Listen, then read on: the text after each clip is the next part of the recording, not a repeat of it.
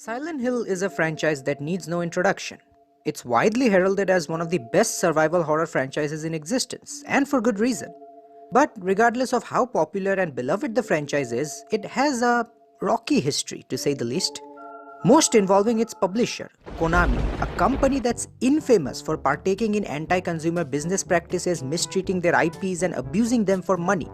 To put it bluntly, they are the literal embodiment of that Mr. Krabs meme from SpongeBob. So if you don't know, Konami basically decided to outsource developments for every Silent Hill game post Silent Hill 4 to Western developers, and the results have been divisive, to say the least. I personally think the Western games are a bit overhated. Sure, they aren't as good as the OG games, but they are still really good. And I did enjoy my time with most of them, except for Homecoming. I apologize if you like this game, I really do, but I genuinely consider it to be the weakest in the franchise. It has its moments, sure, but overall I don't think it's a good game. But there's one Western game that I think is unfairly overlooked. One that definitely deserves a lot more praise and love than what it gets, considering how unique and innovative it is. I'm of course talking about Silent Hill Shattered Memories, a reimagining of the first Silent Hill game made by Climax Studios, the company that made Silent Hill Origins, one of the more positively received Western Silent Hill game. It was developed for the Nintendo Wii along with ports for the PSP and the PS2 in 2009, 3 years after the next gen consoles, the PS3 and the Xbox 360 have already released. What? Now, I know the Western games don't have that big of a fan base, especially compared to the OG games, but most of the few fans they have usually consider Shattered Memories to be the best Western Silent Hill game. And for good reason. Not only is it a unique Silent Hill game, but a unique game overall. So, today I wanted to take a look at this game and talk about why it is so good. So, without any further delay, let's begin. This is Silent Hill Shattered Memories. The game opens in a rather interesting way. When you start the game, you're treated with a recording of Cheryl spending some quality time with her father, Harry. One part of the recording shows the two of them visiting an amusement park and posing behind a cutout stand, with Harry posing as a knight and Cheryl posing as the princess. And this recording in particular is reversed and rewatched multiple times by whosoever is viewing the recording. What does this mean? Well, we don't know yet, but we will once we progress through the game, so hold on for some time. After the recordings end, the game shifts its focus to a clinic where we see Dr. Kaufman having some booze. I was a mess. We also see some random cuts to an empty road covered in snow. Dr. Kaufman's receptionist informs him that his new patient has arrived early. But he says that he doesn't mind and that they can start the session early. That's fine. We can start now. Right after this, we cut back to the empty road once again, and this time we see Harry driving along and going full on Tokyo Drift mode. So Harry loses control of his car and ends up crashing into a junkyard.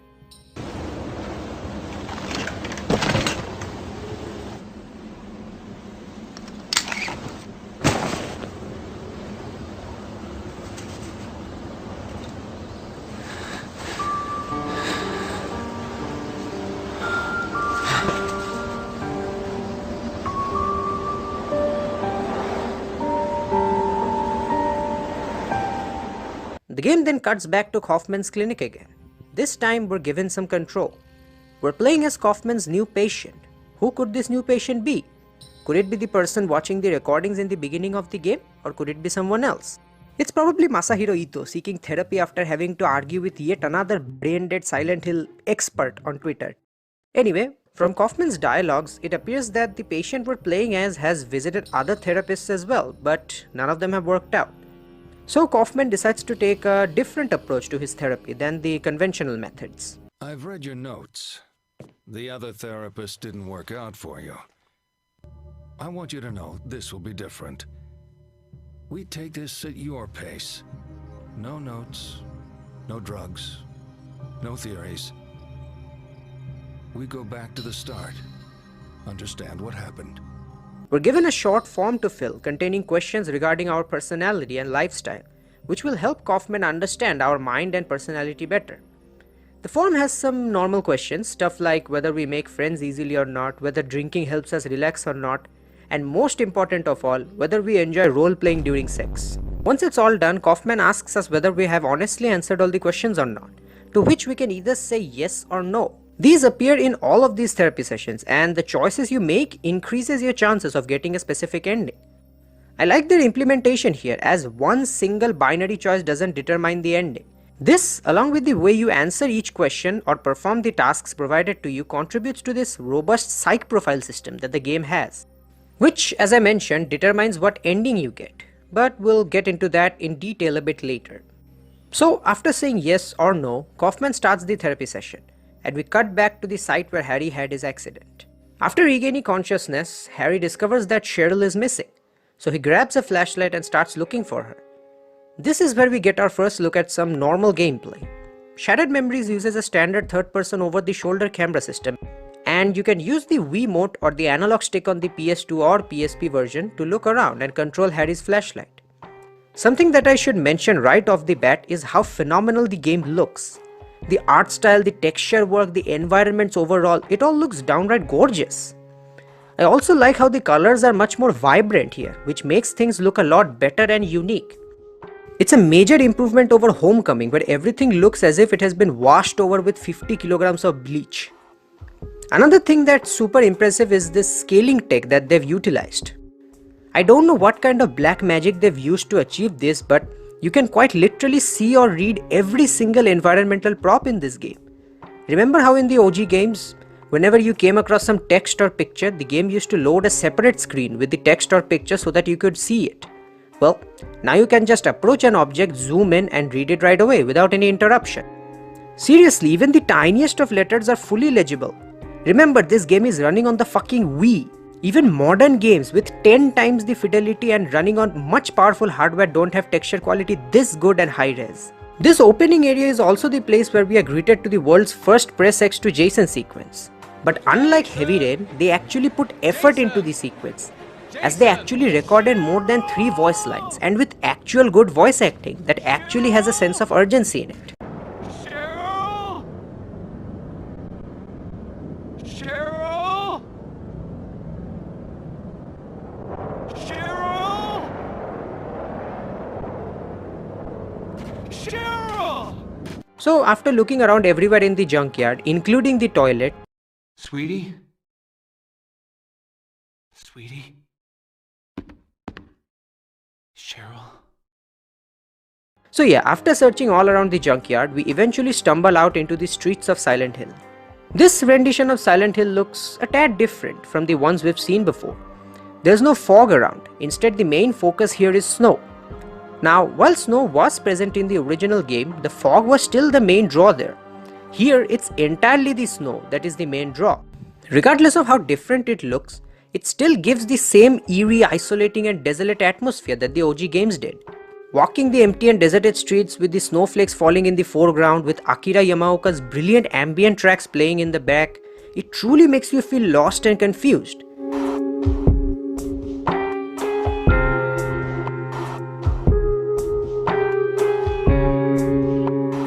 The vibe of Silent Hill is still very clearly there, and they've just added some twists of their own to make it feel more unique. It's also worth noting that Shattered Memories doesn't have any combat. Harry is a lover, not a fighter. The normal world is completely devoid of any monsters. Instead, these sections are entirely focused on exploration and storytelling. And I've seen some people say that this removes any kind of tension or horror from the game. And I mean, yeah, it kind of does, but thing is, Shattered Memories is going for a different approach than the previous games. The OG games had a mix of psychological thrills and normal horror, but Shattered Memories goes full on with the psychological stuff. It's a unique approach to say the least, and it's done really well. The exploration is quite literally the main draw of the game, just slowly walking around completely alone, taking the atmosphere in, looking around and finding stuff that either advances the plot or just helps in world building and adding extra lore. It feels really immersive and mesmerizing. So, after exploring a fair bit around the streets and some shops, we come across one specific shop where we encounter our first puzzle. The puzzles in Shattered Memories are interesting. They're nowhere near as hard as the ones we've seen in the previous games, but they're extremely clever in how they utilize their environments and the Wii's motion controls. I'll give more examples as we move along the game. Solving the puzzle and moving along, we come across a backyard where we encounter another puzzle. Here's an example of how the puzzles utilize the Wii's motion controls. There are 3 cans and one of them has a key in it. We have to pick each can up and shake them using the Wiimote. The can that has the key in it will make a rattling sound. Then we can tilt that can around and shake it to make the key fall out. Stuff like this may look lame doing on mouse and keyboard or by using a controller, but it will be fun to do using the Wiimote. It's such a good way to integrate the Wii's motion controls. Key in hand, we go forward to open a locked gate, but not before we spot this ghostly aberration sitting on a swing. And it looks an awful lot like Cheryl for some reason.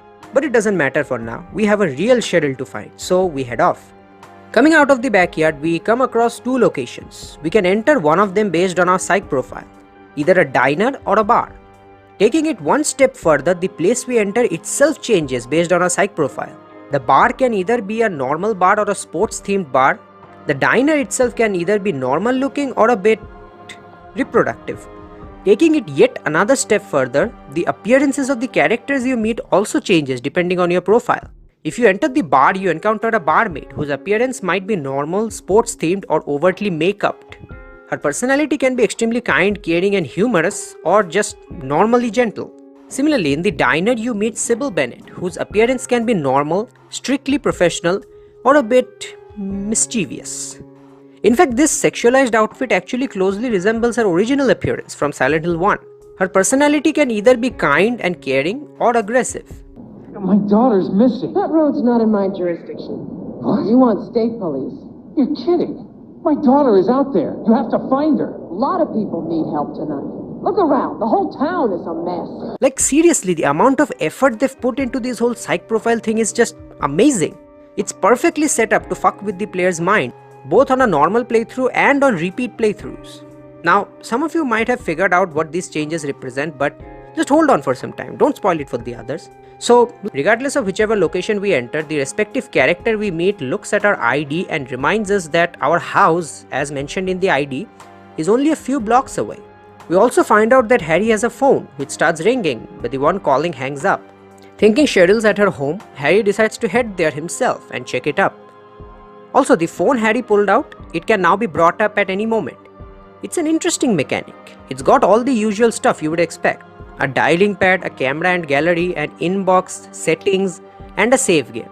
Ah yes, I do often save my life's progress on my phone. You never know when you might face an accident and have to restart from your last save. Anyway, the phone is actually used in really clever ways. You can call up several numbers you find throughout the game world, which provides with some world building elements and lore. Choice for the important occasions in life. Visit soon and make the Lakeview your special place. Sometimes they lead to some humorous conversations as well, which are really funny to listen to. Sometimes it's even used for puzzle solving. There are some main numbers that get saved on the phone's contact list, and calling these numbers up also provides you with additional dialogue that help flesh out the world and characters even more. The camera is also used in a good way. Remember that ghostly aberration we noticed in the backyard? Well, now we can get back there and take a photo of it. Doing so will reward us with a message on our phone related to the ghostly aberration we took a photo of. These messages help provide even more world building info and even some backstory regarding Cheryl as well as Harry. We can even come across some objects that have some memories attached to them, which when approached causes our phone to emit a sound and the flashlight starts flickering. Both of which increases in intensity the closer we are to the object.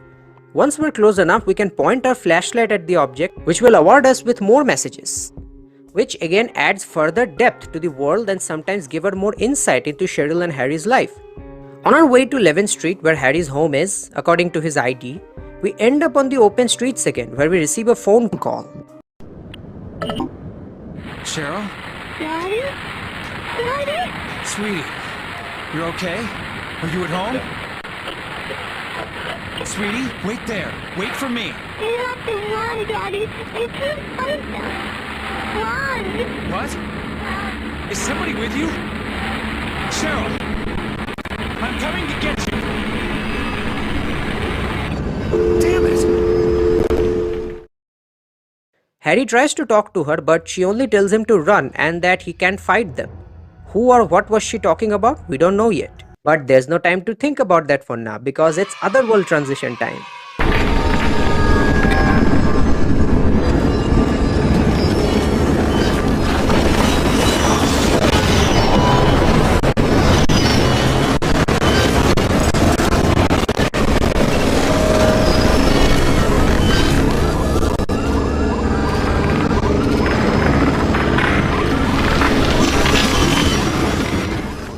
I really like this transition effect. I also like how it happens in real time instead of a cutscene. Things around you twist and freeze in place. The roads as well as the buildings get covered with ice. Walls of ice literally start emerging out of the ground. Even the individual snowflakes that were falling up until now freeze in place. It's truly an amazing effect and the devs have clearly put a lot of effort into it. What all this ice symbolizes, we don't know yet. But hold on, we will get to know about it later. Alright, going through a door and into an alleyway, we finally come across what Cheryl was talking about on the phone.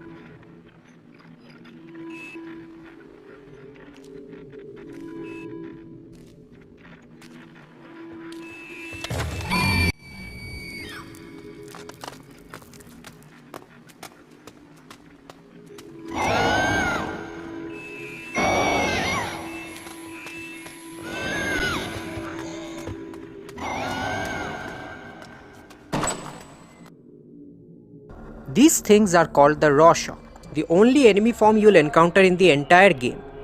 They're pale-skinned humanoid creatures with violently twitching heads that lack any facial features. Wait, hold on, that description wasn't funny enough. They look like your average League of Legends player.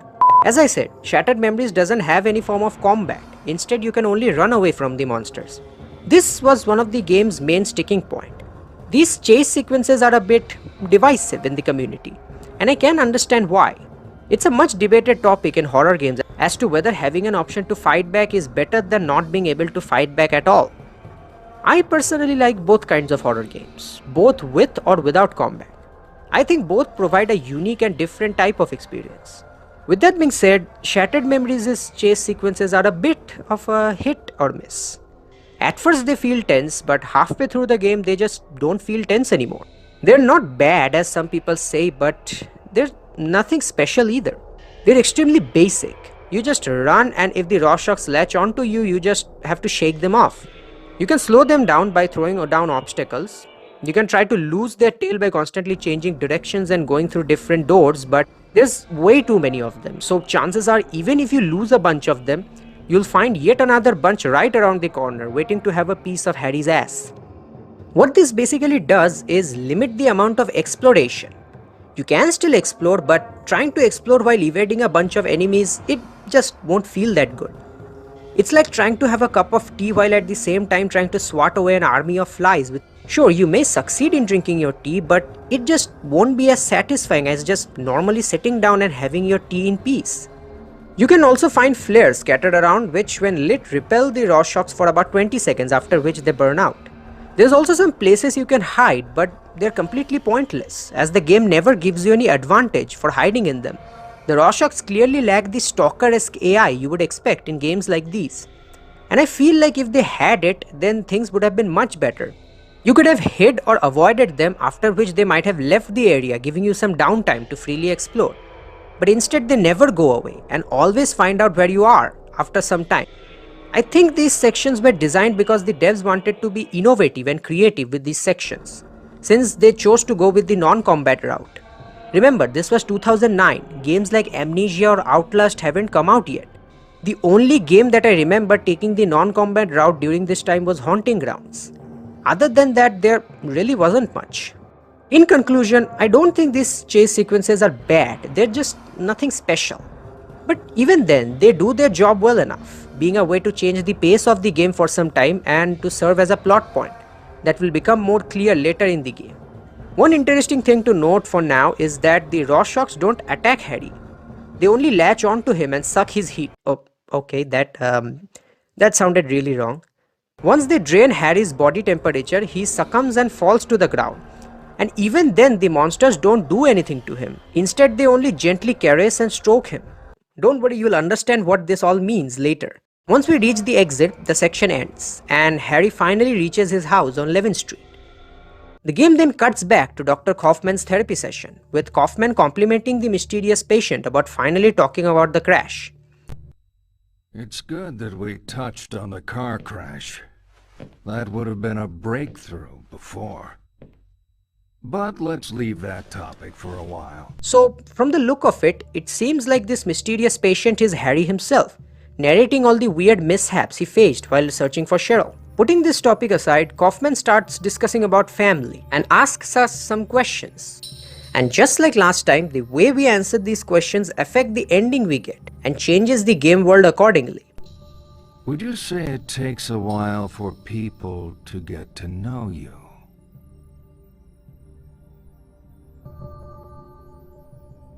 Then Kaufman asks us to color a picture of a family in whichever way we wish. Whichever way we envision a happy family. The way you color the picture, either haphazardly or carefully and precisely, increases your chances of getting the bad or the good ending. Once done, Kaufman continues with the session and we cut back to Harry, and would you look at that? The house is actually in the same color scheme as the picture we painted in the therapy session. It's such a clever way to once again mess with the player's mind. Speaking of playing with the player's mind, it turns out that there's someone else living inside Harry's house, a couple named Mike and Lucy Stewart. They tell Harry that they've been living in that house for about 14 years, but Harry starts arguing with them and eventually accuses them of taking Shell, to which Mike politely responds by shutting the door on his face. Again, the way the conversation plays out depends on a psych profile. Harry can either be rude and impatient or be more rational and sensible. The inconsistencies and confusions only build up one upon the other. Regardless, Sybil Bennett shows up and asks Harry to come down to the police station to discuss the matter, to which Harry reluctantly agrees to. On her way, Sybil mentions that she's been a cop for nearly 20 years and yet haven't ever heard or seen Harry, which is odd. I mean, the town isn't that big, so a police officer working for 20 years should have at least heard about everyone living in the town. Well, it might have been a funny coincidence, or maybe Harry's an undercover CIS sleeper agent who was keeping low all this time. Anyway, Sybil mentions the snowstorm. She says the storm's extremely weird, and not only is it extremely severe, but it even arrived in a rather unexpected manner. Somewhere through the journey, Sybil loses track of the road ahead due to poor visibility and heads out to take a look, but never returns. Where's she gone? We head out as well and discovered that she has indeed disappeared. With both sides of the road being blocked, the only choice we have left is to enter this forest and try to head back to town through it. Okay, just a side note, you might be wondering where the snow effect went in this part of the game. Basically, I was trying to mess around with the settings of the Dolphin emulator to try and improve the frame rate. Well, I did manage to improve the frame rate, but it just completely broke the snow effect for some reason. So I just wanted to make this clear that the game doesn't look like this. It looks like this. This forest area is by far one of the best sections in the entire game. There's a lot of cabins to explore, a lot of messages to receive, and just the overall vibe of this place is just so well done. The atmosphere combined with the chill music, it's perfect.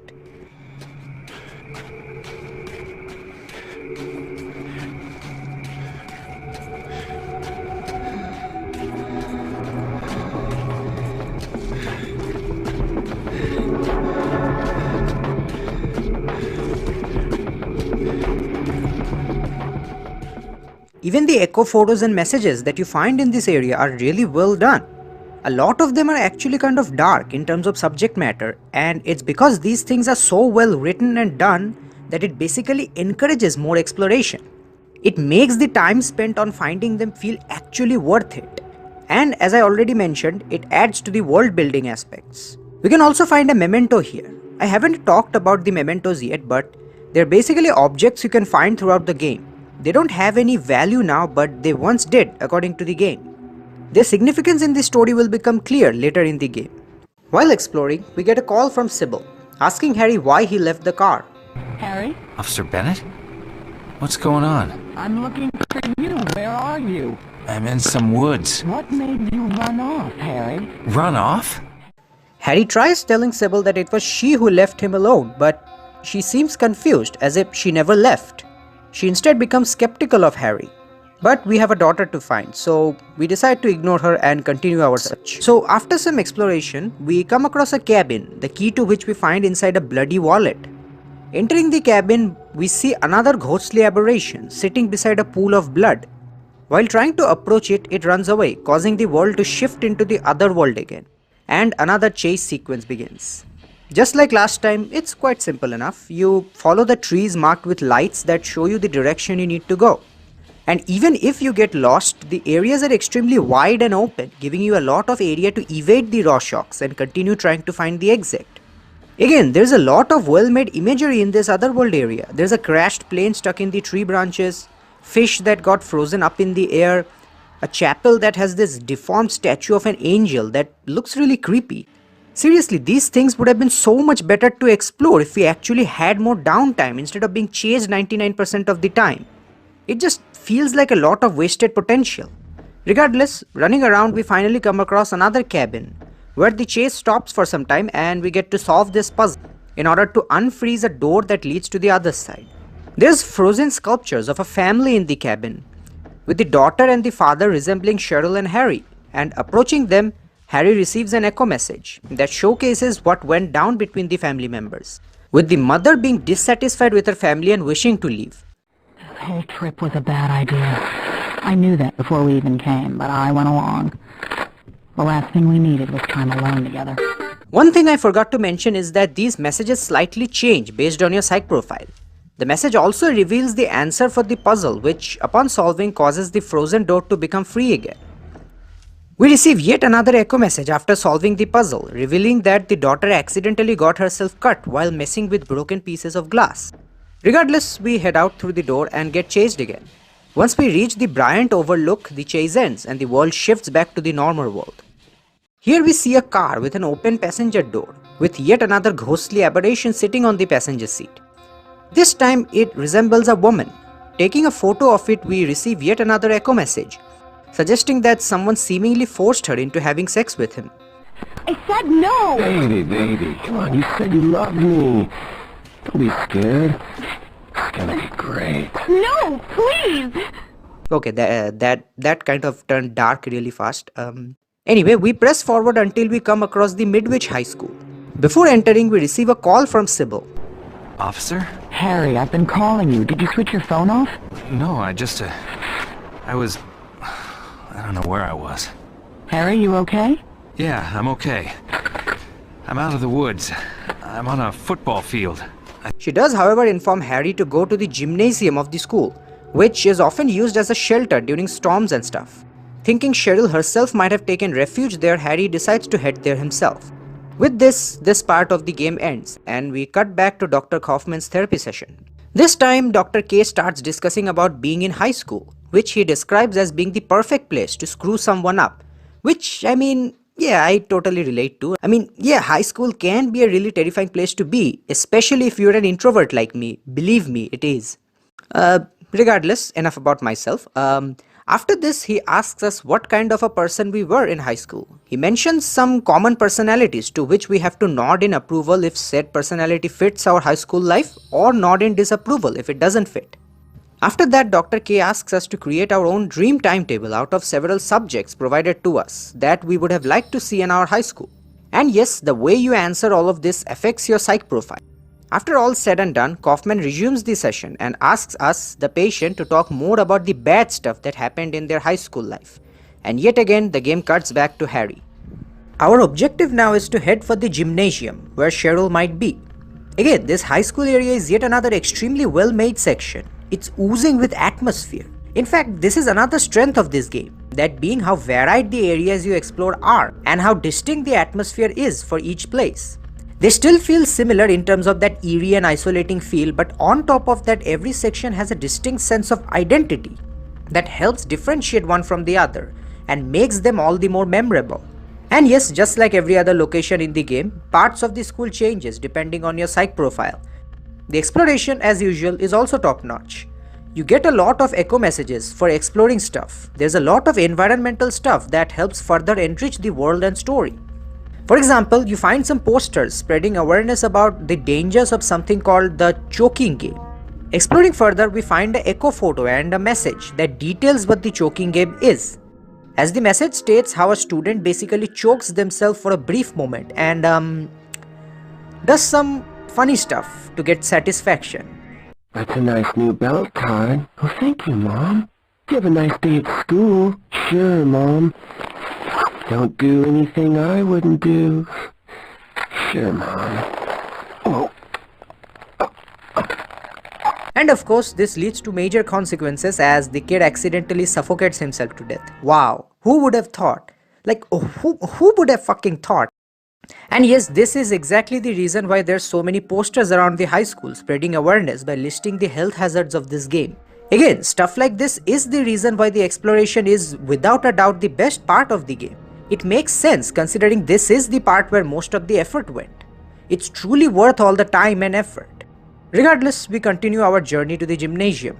But strangely enough, we receive a weird message from a woman named Dahlia showcasing her drip. It's probably nothing. We continue on our journey regardless. There's a puzzle in this area that once again shows just how clever Shattered Memories' puzzles are. There's two of them actually, depending upon which room you enter, either an art room or a planetarium. I'm gonna talk about the art one because I received that one myself. So basically, there's this canvas depicting several objects being placed in a specific manner. And said objects are actually placed right next to it, which we have to arrange according to the painting. Once arranged, the shadow they cast will reveal a series of numbers, which when combined with the 3 more numbers on the wall reveals a phone number, which we have to call using our phone. Once we do that, the locked door opens up. Yet another clever way to utilize the environments and your phone to help solve a puzzle. Also, another thing that's worth noting is there's a sculpture of a person in this art room that resembles Harry for some reason. Okay, it's probably nothing. Let's move on. Regardless, once we reach the gymnasium, this happens.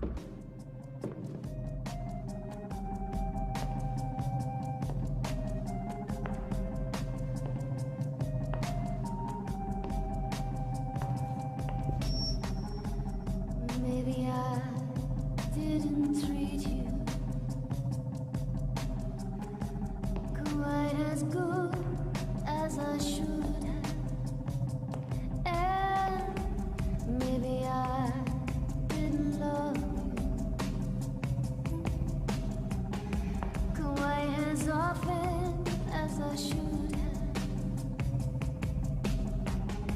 Little things I should have said and done, I just never took the time. You were always on my mind. You were always on my mind. We meet a woman named Michelle Valdez, who's in the middle of singing You're Always on My Mind. This scene is very reminiscent of Twin Peaks, something that very clearly inspired this game's tone and atmosphere. It feels so real, yet weird and uncanny at the same time. It fits this tone like a glove. Again, Michelle's appearance, demeanor and personality changes based on your psych profile. They even went to the effort of actually recording 2 different versions of Always on My Mind to fit the different personalities. Maybe I didn't treat you quite as good as I should have. Maybe I didn't treat you quite as good as I should have.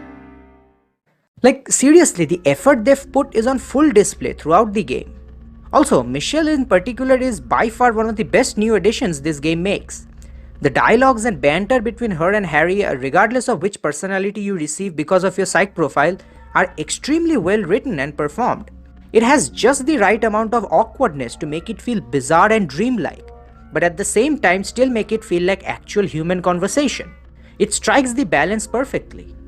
Anyway, Michelle tells us that there was supposed to be a reunion at the school, but no one was able to come because of the storm except for her. When asked about Cheryl, she further informs us that a student named Cheryl used to study in the school. She even shows us a picture of her. But even though the woman in the picture resembles Harry and Cheryl, it can't be our Cheryl, can it? I mean, according to Harry, our Cheryl is only 7, right? With the lack of any further clues and intrigued by this new Cheryl Mason, we decide to track down information about her, hoping to find something. Michelle helps us break into the principal's office so that we can break into her computer and dig out information about Cheryl. There's another puzzle here, and again, it cleverly uses the environment to provide answers. Basically, in order to hack the computer, we have to click Forgot Password, which prompts the computer to ask us some personal questions, like the principal's favorite sport, the answer to which is written on a trophy present in her office.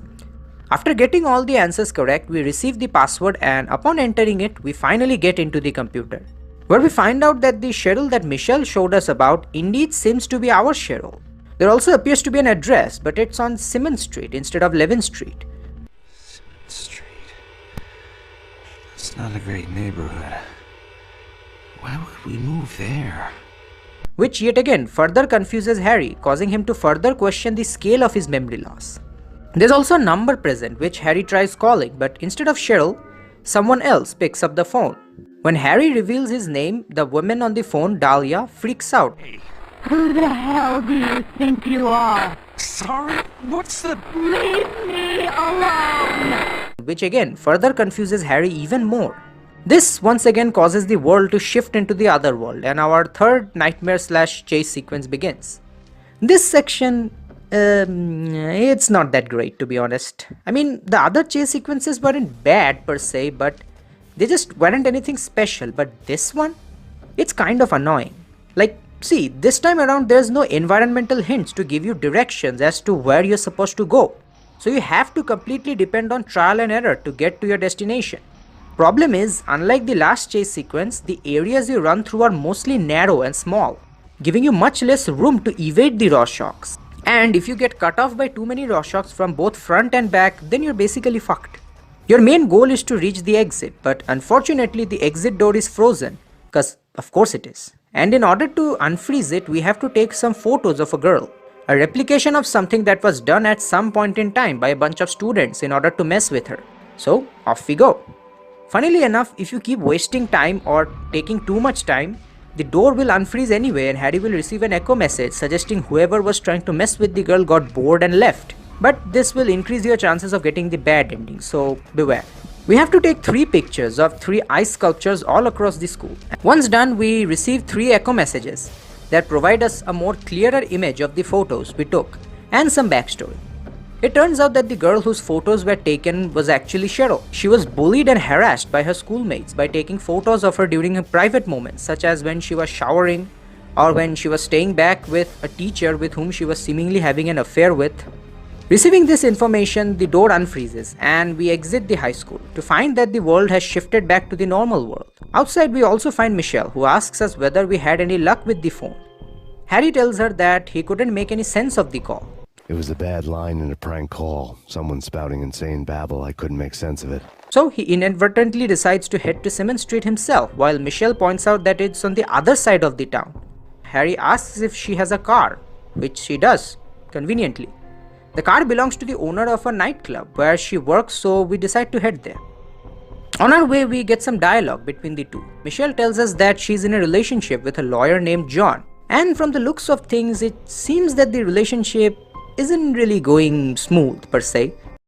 It's a temporary thing while John and I sort things out. He's staying in Massachusetts. He's a lawyer. We need to decide if I'm going to move out there legally. You want to go to Massachusetts?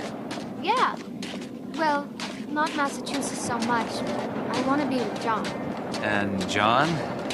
He wants it too. It's just hard. You know, we've been together for 5 years, but we never lived together. Now we're out in the world, living our lives. John's a lucky guy. He's probably just lousy at showing it. I know lawyers. They're not so touchy-feely. We get to the nightclub, the Balkan, which again changes its appearance depending on our psych profile. Michelle receives a call from her boyfriend and she asks us to retrieve her keys from her room so that she can receive the call, so off we go. After retrieving the key and giving it to Michelle, she brings up Harry's wife in a conversation, which freaks him out. Wife? You're married, aren't you? You're wearing a ring. You okay?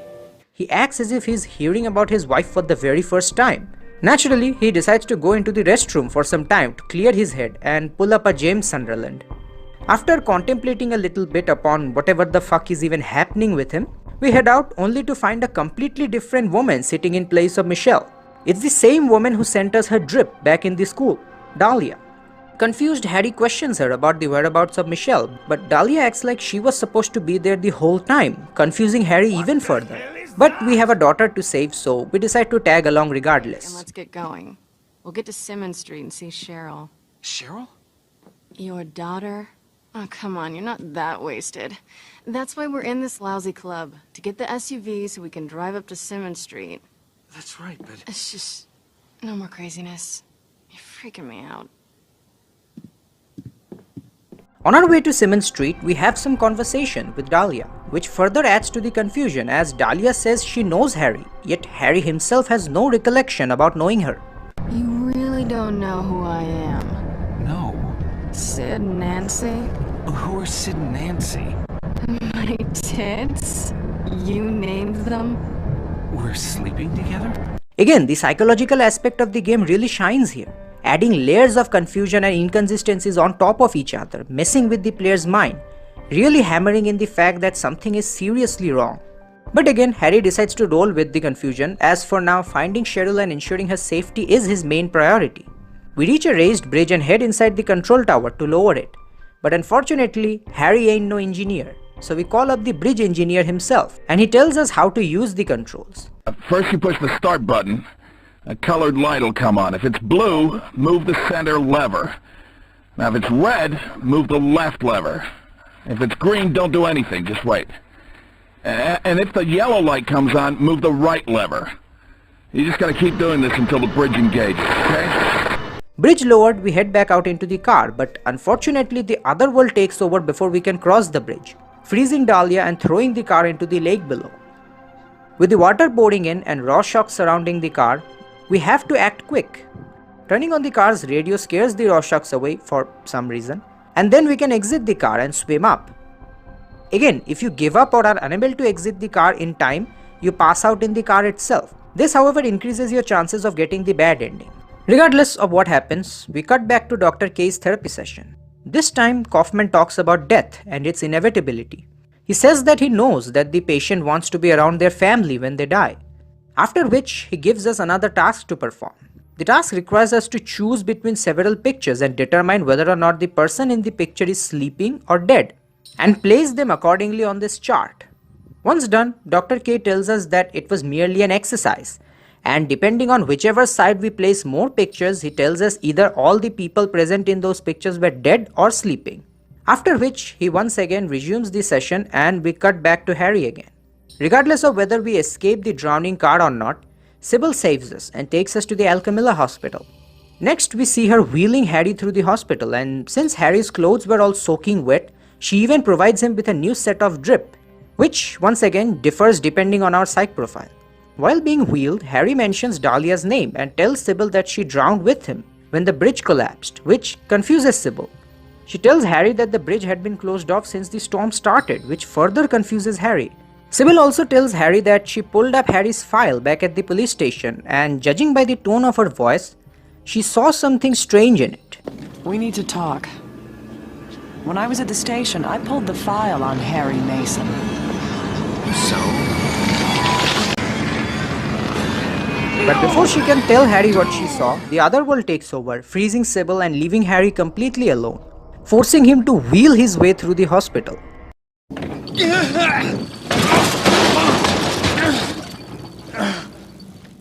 Going down a flight of stairs, the wheelchair falls down and Harry gets up on his feet. And yes, you know the drill, just run like hell until you reach the destination marked on your map. Again, it's yet another nightmare sequence with a lot of wasted potential.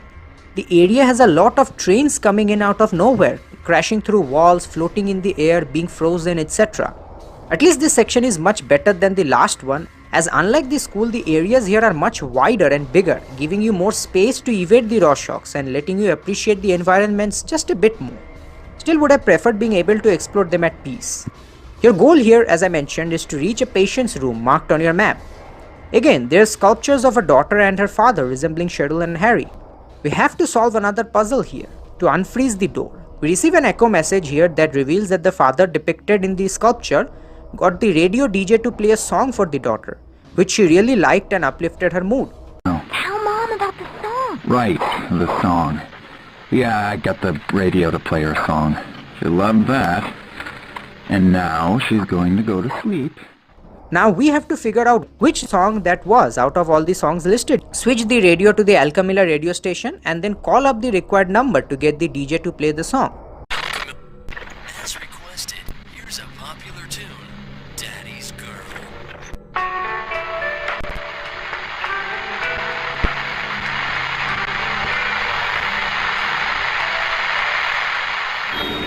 Once the song's played, the door unfreezes and we receive another message suggesting that the mother of the girl we played the song for isn't happy with the way the father is taking care of her. I want to go visit, but he's doing a good enough job. Spoiling her, as you'd expect. Don't want to cast a cloud over it. No use getting her hopes up, you know? I'm just so glad she's okay. Ah yes, taking care of his daughter equals to spoiling her. 100 IQ right there. Regardless, the world shifts back to the normal world, and in the reception area we meet a nurse, Lisa Garland, who has crashed through the wall. Anyway, she's injured and wants to go back to her apartment so that she can treat her wounds.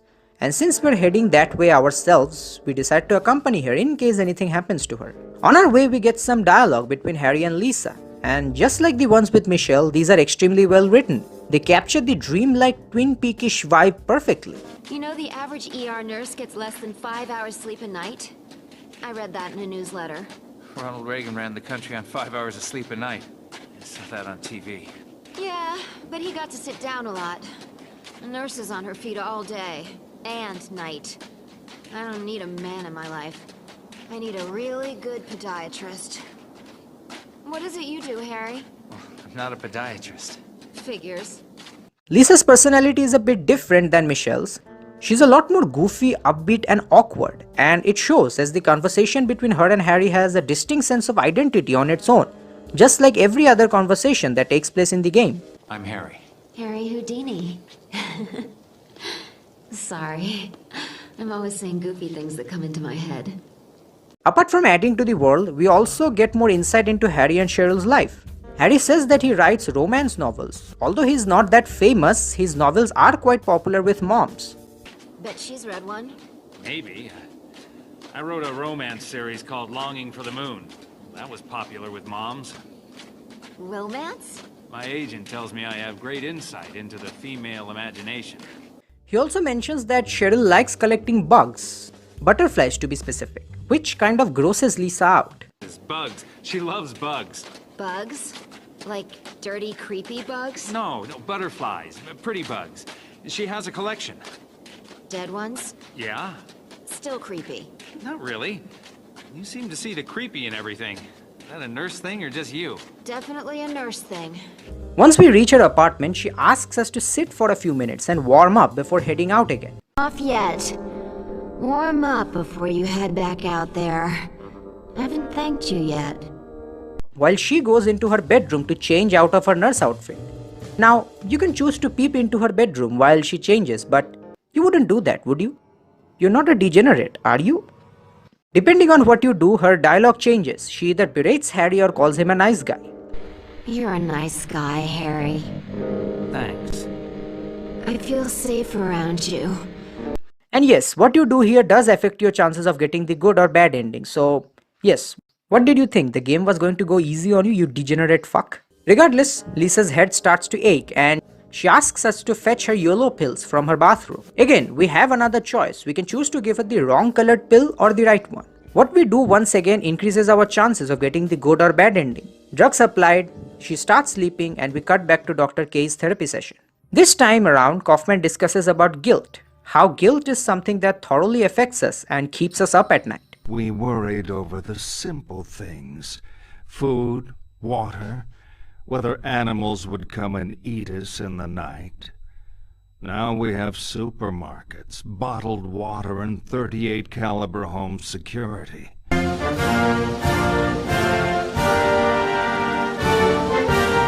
Then he gives us another task to perform, to check our perception of guilt. He tells us a story about a prince named Wilhelm who passionately loved a princess named Celestine, but she unfortunately didn't love him. On Wilhelm's request, Celestine's father, the king, marries her to the prince against her will, because saying no would be against the royal code. One night after being taken to Wilhelm's kingdom, she tried to escape, but got killed by a bull while trying to pass through a field. Now, we're given control, and we have to place 4 figures of the bull, the prince, the king, and Celestine in order of who's the most guilty for Celestine's death, to the one who's least guilty. I love this task in particular. All of them are really good, but this one in particular is just so genius. It's there to get the player to form a perception of guilt. Kaufman himself says some points, both for and against every character, to further confuse the player, to make them think and rethink as to whose guilt weighs the most. Poor Wilhelm. You think if he really loved her, he would never have forced the marriage. Again, it's stuff like this that truly brings forward the psychological aspect of the game that it heavily leans on, something it does remarkably well. Once all's said and done, Kaufman puts forward his own thoughts on guilt.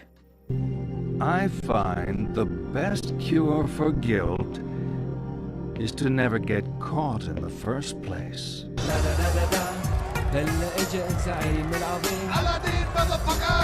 After which, he resumes the session and we cut back to Harry again. With Lisa falling asleep, we head out of her apartment to get to Simmons Street. The normal pathways are blocked, so we have to go through the Toluca Mall in order to get to the other side. But before we can enter the mall, Lisa calls us, pleading Harry for help and saying there's something severely wrong with her. Well, What's wrong? I woke up. I had such a terrible dream. Blood everywhere. Oh God, Harry. Try to stay calm, Lisa. I'm coming. Please hurry. Heading back to her apartment, 2 scenes can happen. If you gave her the right pill, she would still be alive and die in Harry's arms because of the injuries she endured during her accident. If you didn't, then she would already be dead, having overdosed on the wrong pill. A really nice detail is that the pattern in which Lisa bleeds out if you give her the right pill is the exact same way she bled out in the original Silent Hill. Again, it's a really cool callback to the first game. Regardless, Sybil shows up out of nowhere. Sybil holds Harry at gunpoint, thinking that he killed Lisa. Then she starts saying something in the lines of, "You're not Harry Mason." Shut up! I know you're not Harry Mason!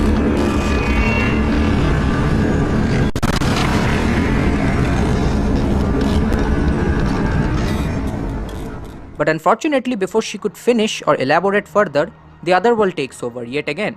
You might have noticed a pattern by this point. Just as Sybil is about to reveal some crucial information, the other world freezes her. Could it be a coincidence or could it be intentional? With nothing else to do, we decide to head out and try to find our way to Simmons Street. We enter the Toluca Mall and a chase sequence begins. And yes, you know the drill. Run past some well-made areas that you wish you could have explored peacefully until you reach the destination marked on your map.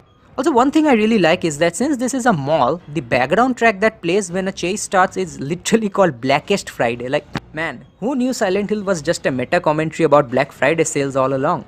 Anyway, reaching our destination, we find more ice sculptures resembling Harry and Cheryl, and another frozen door.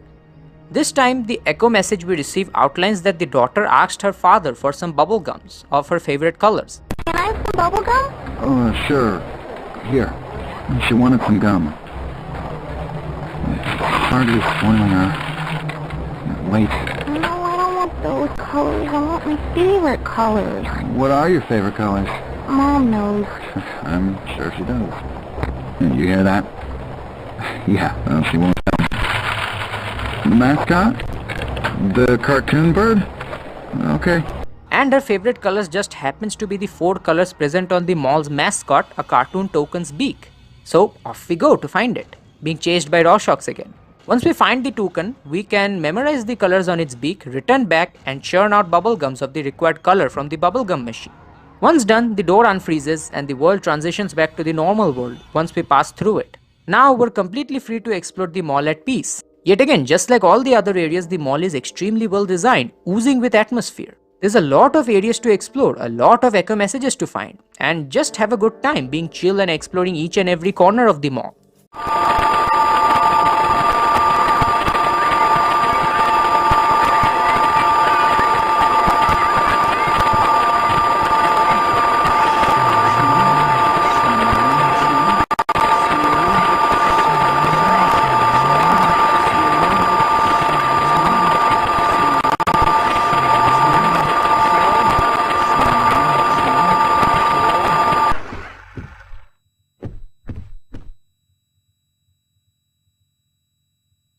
Ooh, yeah, you're real scary. After doing a fair bit of exploration, we exit the mall and finally reach Simmons Street.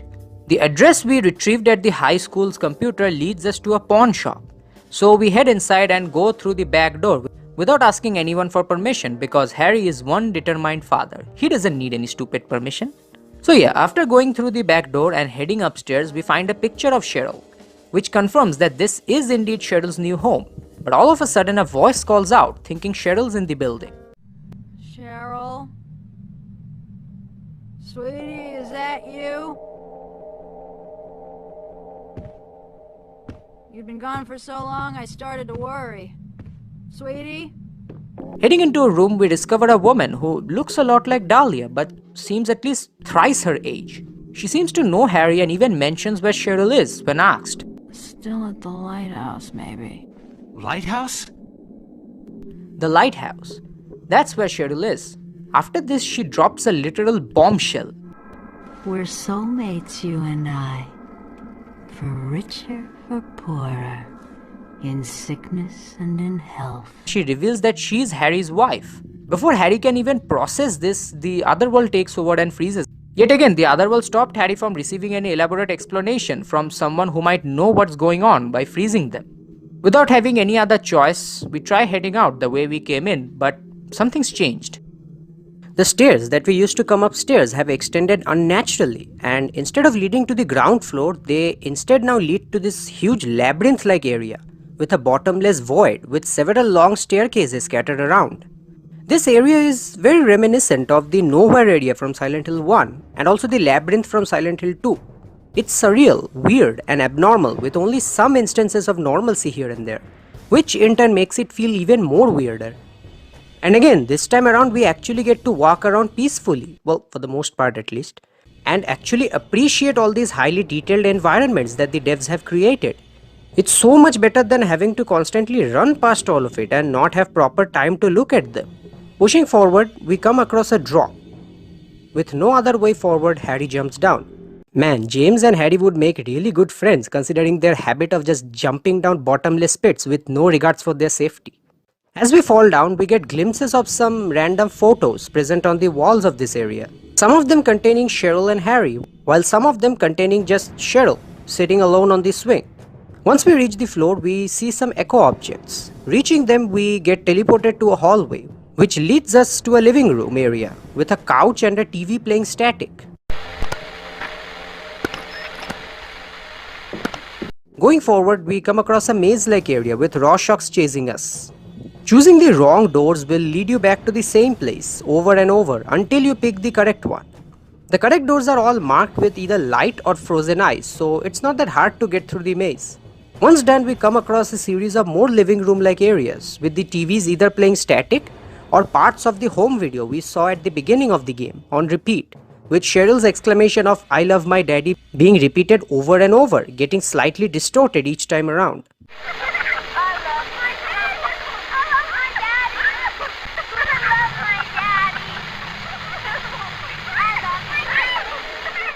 After passing through, we come across another staircase-filled area and another drop.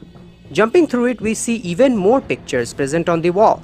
This time they're frames from the home video of Cheryl and Harry, with a frame of Harry lying beside his crashed car appearing in between them as if trying to tell us something. Once we reach the floor, teleports us to a room with a bed with a frozen dahlia kneeling on it. Reaching it teleports us to another maze-like area, and another chase sequence begins. Crossing it, we come across an empty room, which looks to be Cheryl's room, but she's not in it. Cheryl. This is your room. But you're not in it. Feeling hopeless and depressed, Harry passes out on her bed.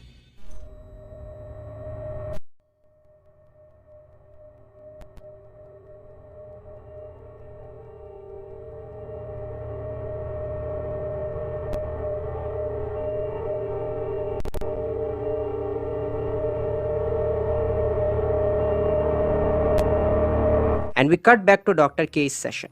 This time Dr. K talks about marriage and asks us some personal questions about what we think about marriage and the events that follow it. You think sex becomes stale after marriage? Don't answer that. A rhetorical question. After which he assigns us another task. We have to arrange a bunch of photos based on which pair looks like a couple. Again, what you choose symbolizes your thoughts about marriage. If you choose to arrange the photos based on their backgrounds, it suggests that you care about conditions more than emotions. Again, if you choose to arrange the photos based on the person's demeanor and expression, it suggests that you care about emotions more than conditional requirements. And yes, what you choose here does affect your ending. After all said and done, Kaufman resumes the session and we cut back to Harry. Waking up, we find Michelle waiting beside Harry, asking whether he found Cheryl. Harry mentions that she is at the lighthouse, which confuses Michelle, as she mentions that the lighthouse has been closed off for a long time. The lighthouse closed down years ago. No, I need to go there. But Harry decides to visit there regardless. She offers to drive Harry there now that her boyfriend John is there with her with his car.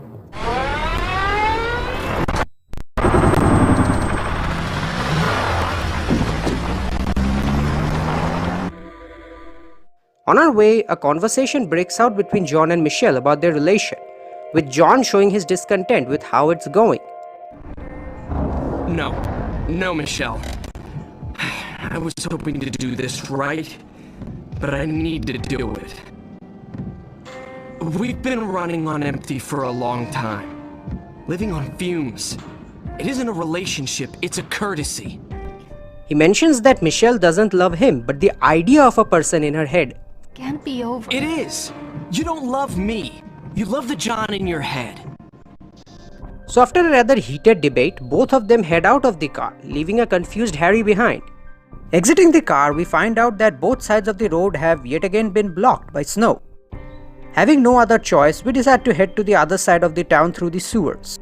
The sewer area isn't anything special and pretty much straightforward. There's not much stuff to explore either.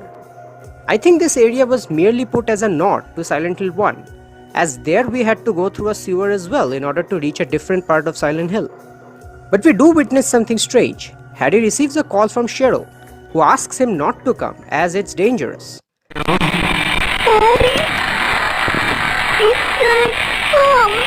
No, sweetie,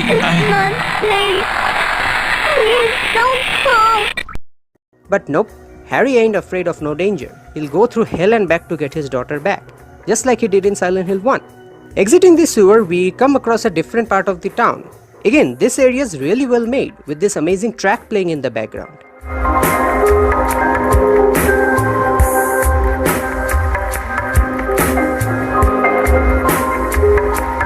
After exploring a fair bit, we come across a bar where we find Michelle, being sad and depressed.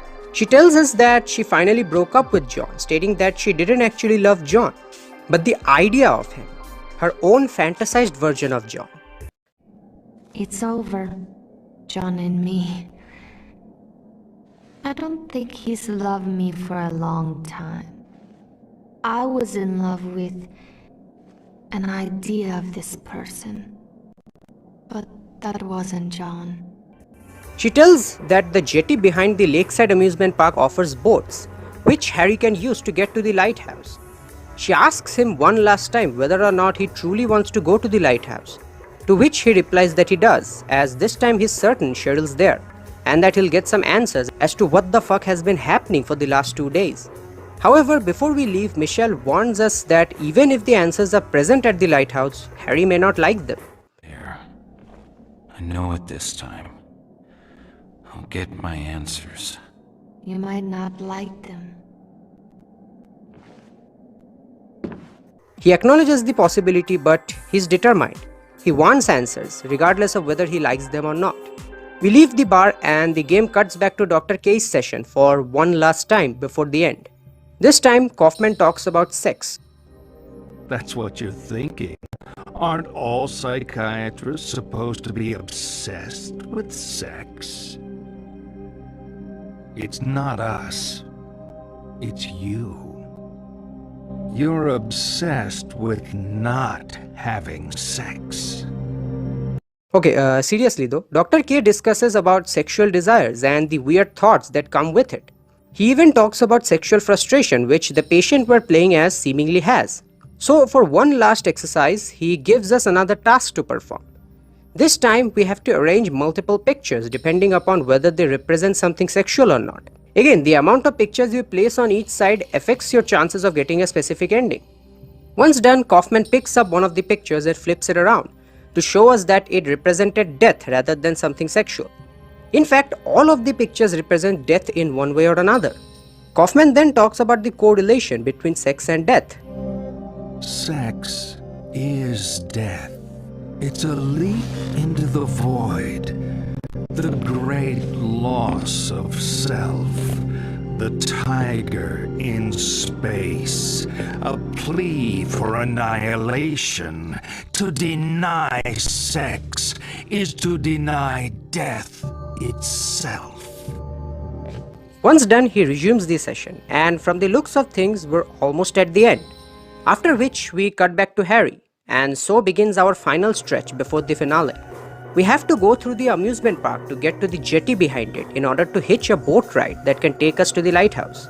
In the amusement park, we come across the exact same photo board that Harry and Cheryl took a photo with in the opening home video footage. There's even an echo photo here about the aforementioned event. We can also find a memento here which appears to be a part of a pendant with Dahlia's photo on it and the word Eve written on it. In order to pass through the park, we have to go through the Tunnel of Love, a ride meant for a purpose far beyond my reach. Anyway, we see some more sculptures here, this time resembling Harry and Dahlia.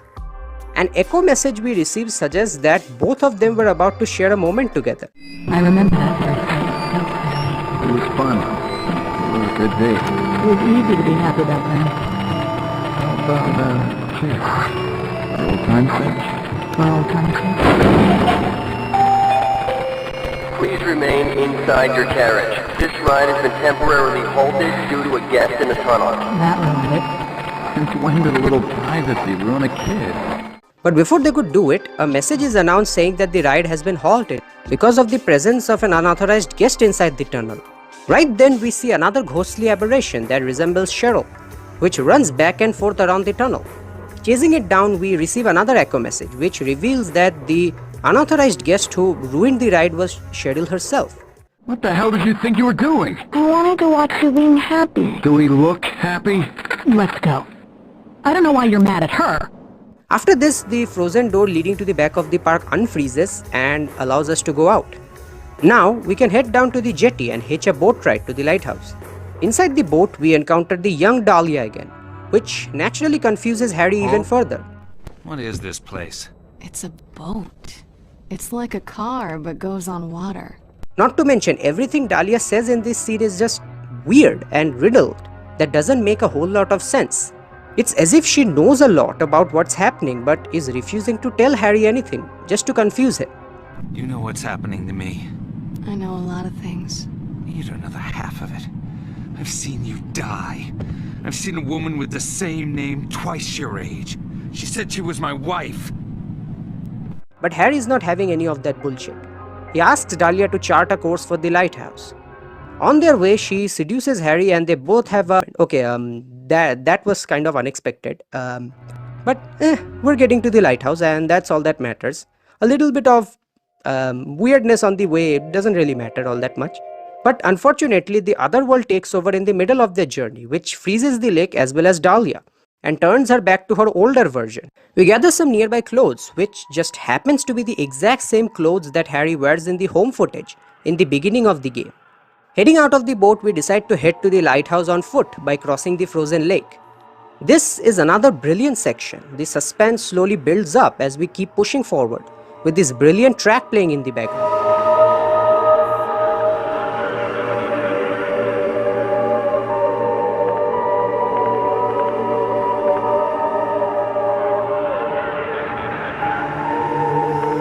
The track used includes a sample of another track called Is That the Door by Zero G, or as you might know it, the funny radio song from Half-Life 2.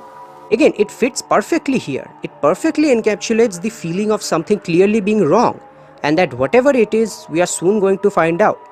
We are finally going to find some answers. We are finally going to find Cheryl. On our way, Dahlia calls us, pleading Harry to stop. Harry! Turn back! I can't. It's too late now. For our daughter's sake! But we press on. After some time, Sybil messages us, sending us a mugshot of the adult Cheryl, informing us that she was arrested for something in Portland. Regardless, we push on, until the Rorschachs show up and chase Harry. They are much faster and much more resilient now, seemingly trying one last time to stop Harry from reaching the lighthouse. Regardless of how much you run, they are much faster and will overwhelm you, leaving you no choice but to succumb to them.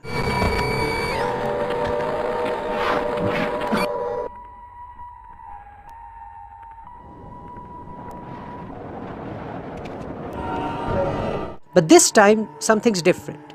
Instead of being sent back to the last checkpoint, the light from the lighthouse shines on you and the Rorschachs around you, causing them to freeze in place. Harry tries to make sense of what's happening after regaining consciousness, but before he can, the ice covering the lake starts melting, forcing him to swim through the rest of the path in order to reach the lighthouse. On our way, we spot some more ice sculptures under the lake, enacting different scenarios. One scenario depicting Cheryl and Harry having fun. Another scenario depicting Harry and Dahlia being discontent about something. And the final scenario depicting the accident from the beginning, with Harry lying unconscious beside his crashed car. After this, there's one final stretch to swim to, so we keep pushing on. Again, you can choose to give up here and stop swimming, but doing that will once again increase your chances of getting the bad ending. Regardless of what you do, Harry passes out close to the shore and is promptly fished out by Sybil. After regaining consciousness, Harry yoinks Sybil's gun out of her hostler and holds her at gunpoint, thinking she's here to take him away. I didn't have to fish you out of the water, did I? Stop talking! You can't talk me out of this! I'm not here to stop you! But Sybil assures him that she's not here to stop him, and then drops this massive bombshell worth of information. I pulled your file at the station. I told you that, right? If you're telling the truth, this doesn't make sense. But I think you are telling the truth. I believe you think you're Harry Mason. Hell, I believe you are Harry Mason. But Harry Mason was killed in a car crash 18 years ago. According to the files, Harry died 18 years ago because of an accident. But according to what we played through, the accident only happened 2 days ago. And Harry's still alive. He's right here. There he is, right? Regardless, Sybil tells Harry that he would probably find his answers inside the lighthouse and leaves. Also, the lighthouse...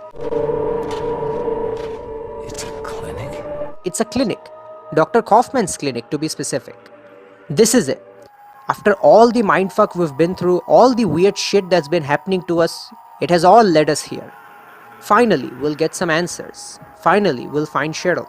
Inside, we find a final memento, another part of a locket consisting of a picture of Harry with the words Adam and Never Forget inscribed on it. The music becomes more narrowed down here, building up to what's about to happen. Tension runs high as we slowly approach the therapy room. Once we reach it, we finally have our revelation. This is going nowhere. I'm spelling it out, but you're not listening. Your troubled school days? How you're conflicted about marriage? Your denial of death? The unfounded guilt? Abnormal sexuality? 18 years of denial. A whole universe of fantasy in that thick skull of yours. A skull teeming with agents of repression. Blind children clutching photos in the dark. pale freaks, goggle-eyed from watching home movies on loop. The term is complicated grief. But it's simple, isn't it? A young girl. Her parents don't get along. She blames herself, as all children do. Then Daddy dies. What's a girl to do? Deny that Daddy died. Deny who Daddy was.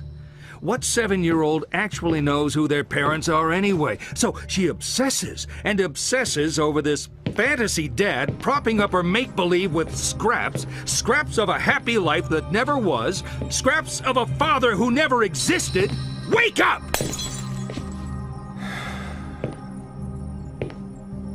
Your dad wasn't a hero. Wasn't your knight in shining armor. He was a human being. You never knew him. And you never will. The dad walking around in your head isn't even a ghost. He never existed. A Frankenstein's monster, a child's fantasy. But you're alive. Your mother is alive. She's not the monster you make her out to be. You need to live your life. Cheryl.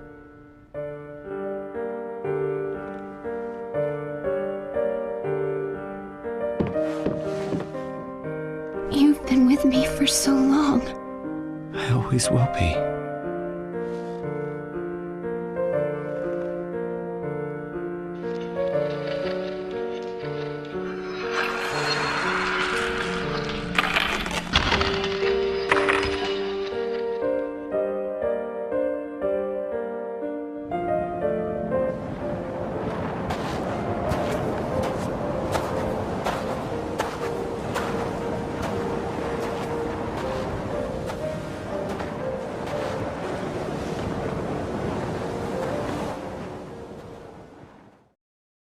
With the revelation being made, let's go back to the beginning, to understand what happened.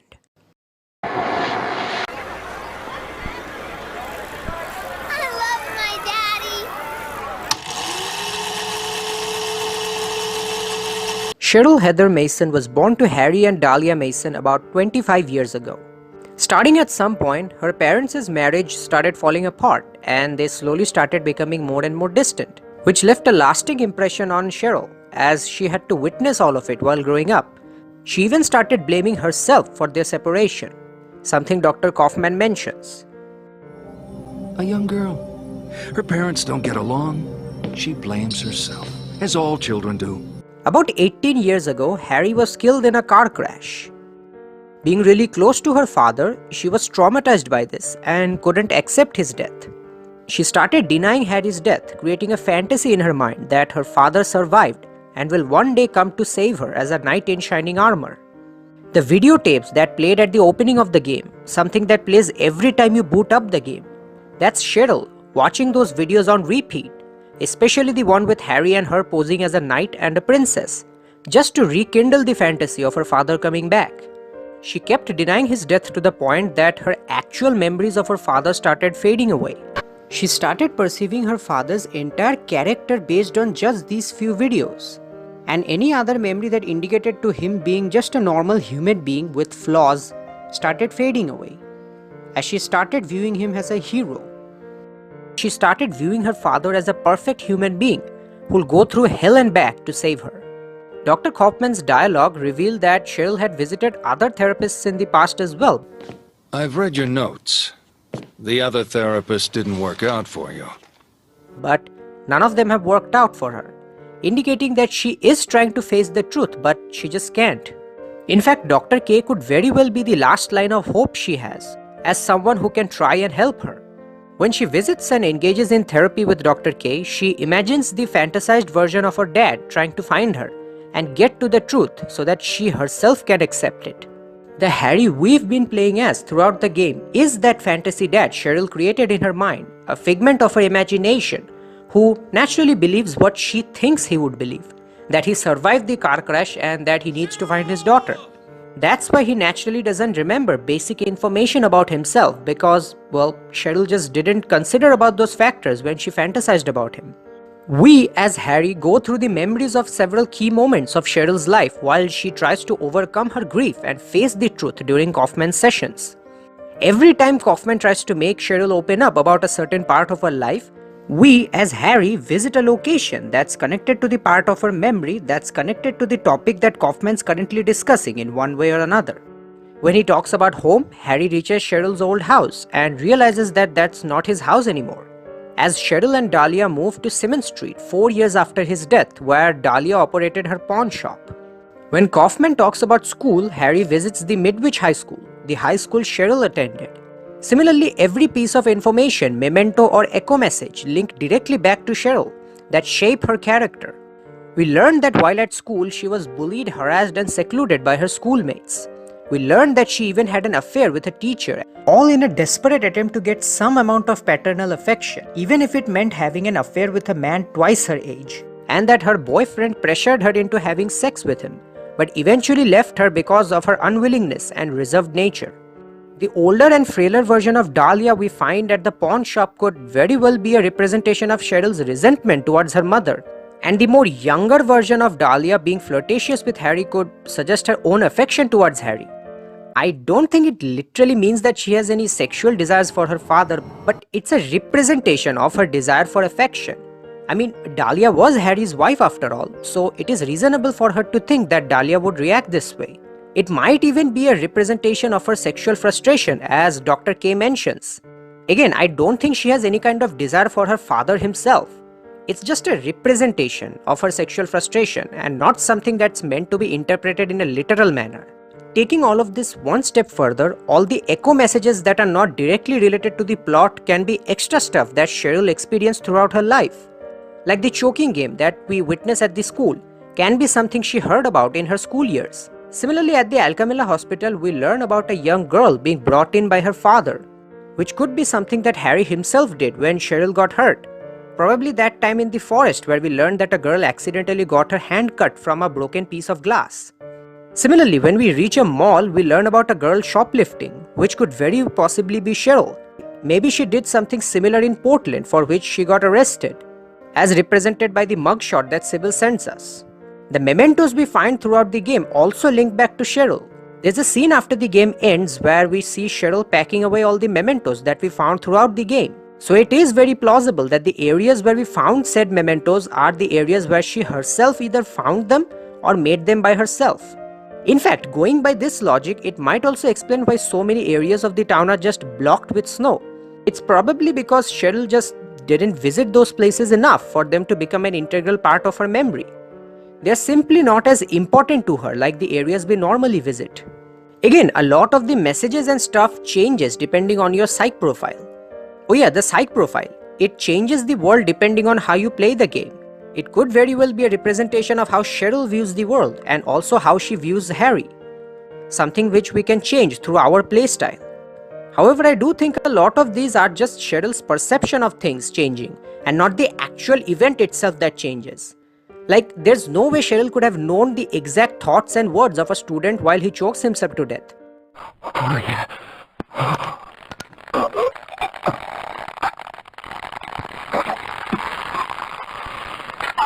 It could just be her perception of how she thinks it happened, and that's why it changes depending on how she sees the world overall.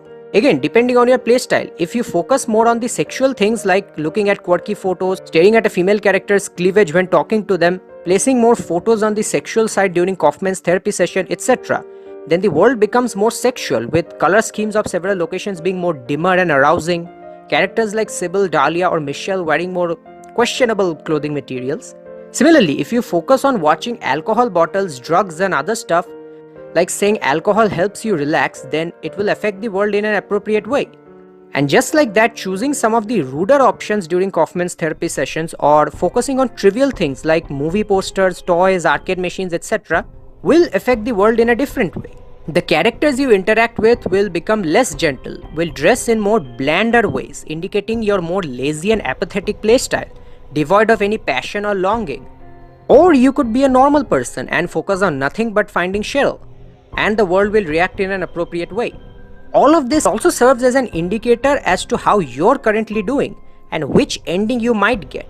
It's a visual representation of your playstyle. That if you're going down the wrong path, you may still have a chance to change your playstyle to get the better ending. It's an extremely well done mechanic that's unbelievably unique for its time.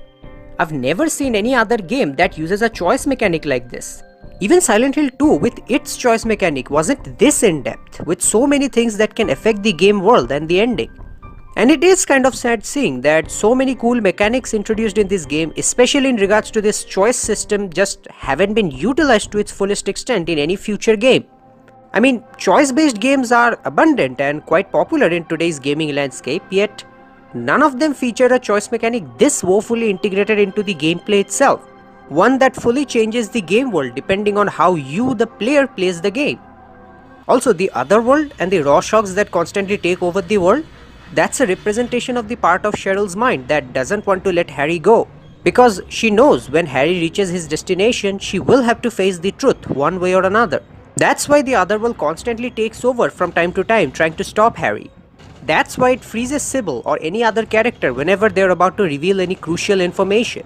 That's why they never actually attack or hurt Harry. They only latch onto him, lower his body temperature and make him fall unconscious. After which they gently caress and stroke him.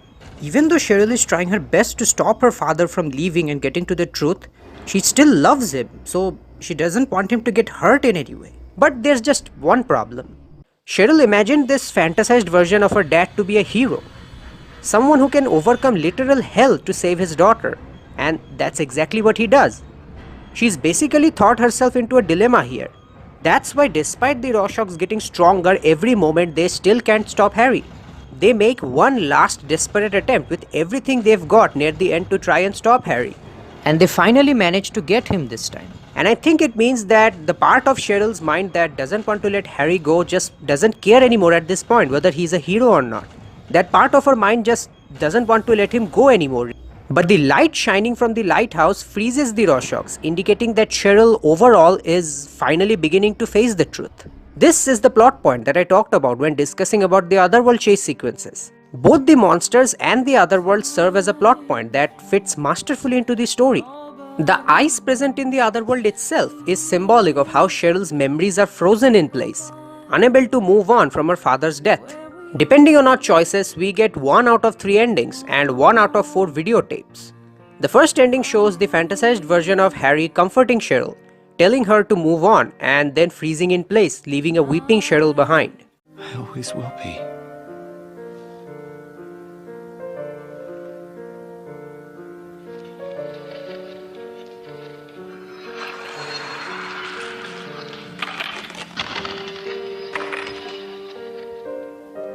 The second ending shows Cheryl lashing out at her father and berating him, showing her resentment towards him, showcasing how much she blames herself for everything that's happened.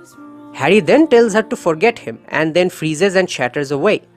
The third ending is an interesting one, as it bears resemblance to the Maria ending from Silent Hill 2. In it, Cheryl refuses to let go of her fantasy and instead chooses to live in her delusion of her father still being her hero. That isn't who I remember. Those memories are all I have. You're all I have. I'm not even a ghost.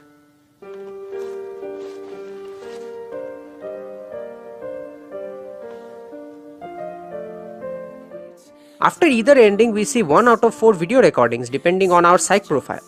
One of them shows Harry moving out after she and Dahlia divorced, but before leaving, both he and Dahlia try to ensure Cheryl that they both still love her and that none of it is her fault in any way. The second video shows Harry making some funny video with Michelle and Lisa. Again, this could suggest that the fates both of them suffered in Cheryl's fantasy could have been her way of punishing them for doing something like this. The third video shows Dahlia lashing out at Harry and hitting him, calling him weak and worthless. The fourth and final video shows Harry returning home, drunk, and getting angry at Cheryl when she doesn't fetch him a beer. Now with those descriptions, I don't think I need to explain what playstyle will get you these endings. Now, there's no official word on which one of these tapes are canon, so my personal interpretation is that all of these are canon and tell one interconnected story. Especially since these videotapes are separate from the encounters you have with the fantasized Harry. Like, Cheryl's interaction with Harry can be affectionate, while you can still receive the video of him not being kind to her, and vice versa. So here's what I think happened according to the videos. After Dahlia and Harry's marriage started falling apart, they became more resenting towards each other. The video showing Dahlia hitting Harry could be after something terrible happened which provoked her. Since she mentions Harry not bringing in enough money and his books aren't that great, it could be possible that maybe Harry's books didn't perform so well, which caused them major financial issues, which is why Dahlia got mad at him. Then, as the cracks between their relationship grew deeper, Harry made that funny video with Michelle and Lisa, either to have some time off his failing family or to spite Dahlia. Then he could have taken to drinking, showcased by the video where he returns home drunk and talks about his discontent in his family. And then finally the video where Harry is about to leave could be chronologically the last one. It shows Harry and Dahlia separating on mostly good terms. Harry even mentions that they've talked enough, probably about all the bad stuff both of them have done while they were going through their rough divorce. In this way, the interactions Cheryl has with her father could be symbolic of which side of her father she chooses to paint his character with. She could either resent him basing around all the bad stuff he did, maybe thinking that all the good stuff he did just wasn't enough. Or she could affectionately let him go, choosing to forgive him regardless of all the bad stuff, thinking all the good stuff he did was enough and outweighed all the bad stuff. It aligns perfectly with one of the game's main themes, being a human being. A human being isn't perfect and has flaws. In the end, what matters is whether they choose to correct their mistakes and be a good guy overall. Dahlia lashed out at Harry, something she shouldn't have done. She made a mistake, and she probably regrets it. Same with Harry.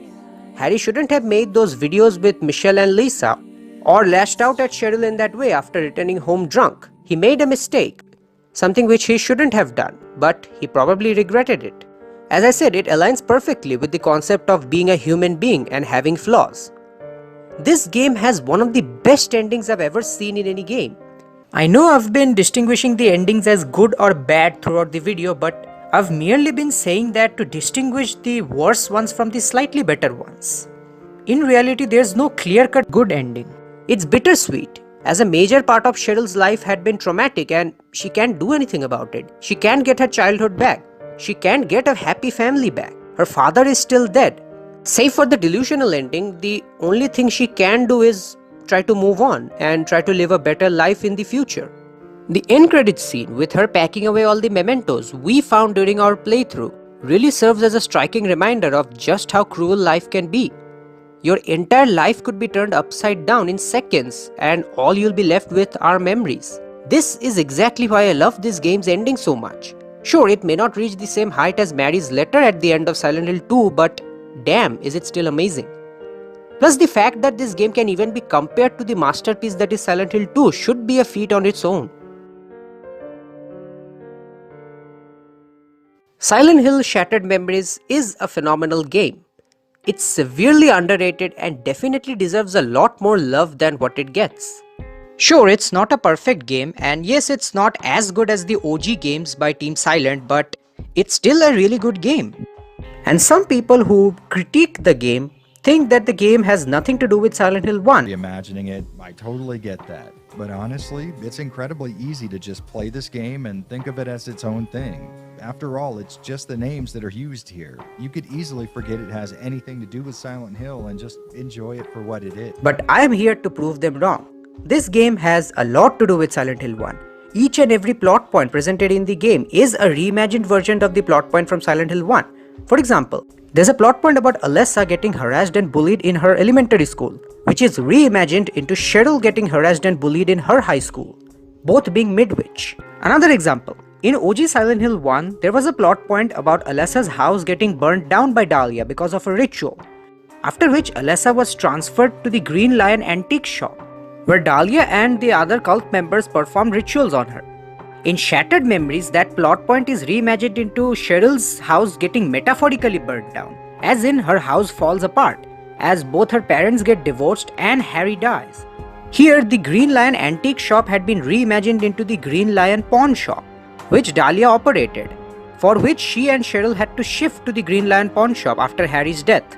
Another example, in the original Silent Hill 1, when you enter the mall, you receive a vision about Cheryl calling out for Harry. In Shattered Memories, that is reimagined, as now it plays when you're about to leave the mall. And instead of Cheryl calling out for Harry, it's Harry calling out for Cheryl, which again fits the plot of Shattered Memories.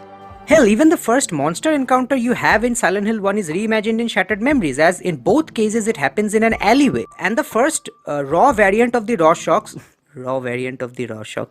yeah, so the first variant of the Rorschachs very much resemble the child monsters that you encounter for the first time in Silent Hill 1 in that alleyway. A lot of plot points of Shattered Memory are reimagined versions of Silent Hill 1's plot point. It is very clearly a reimagining of Silent Hill 1, not just a completely different game with the Silent Hill 1 reimagining tacked onto it.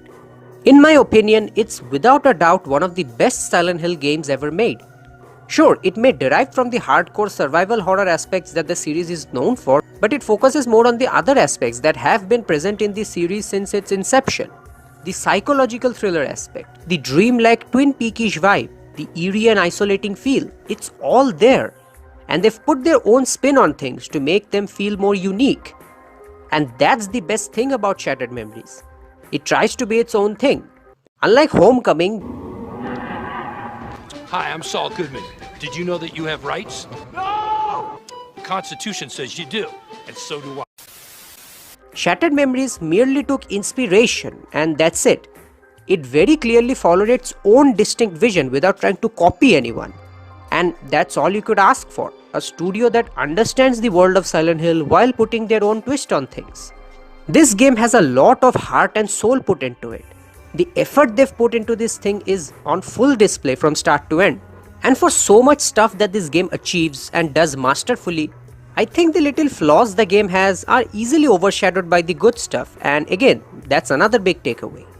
I can't recommend this game enough. It's available on the Wii, the PSP and the PS2. If you're on PC, you can run this game on an emulator.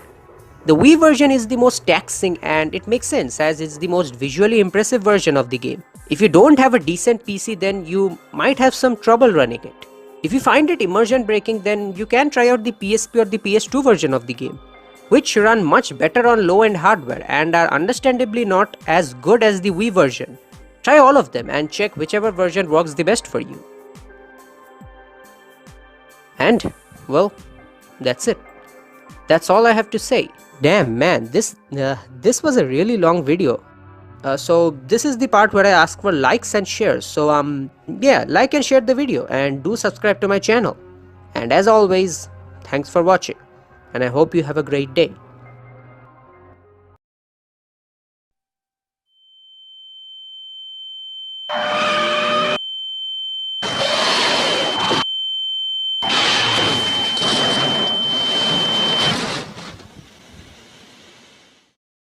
In your mind's eye lives a memory hard to find, blinded by sorrow, and her cold voice sings a melody. Hear her sing, their frozen rain falls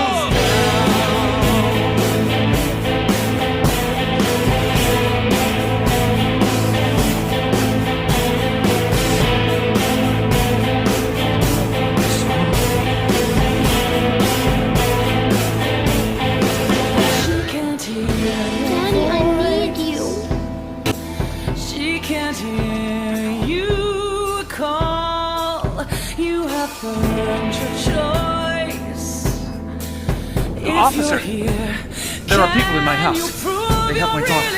I was in a car accident. Cheryl?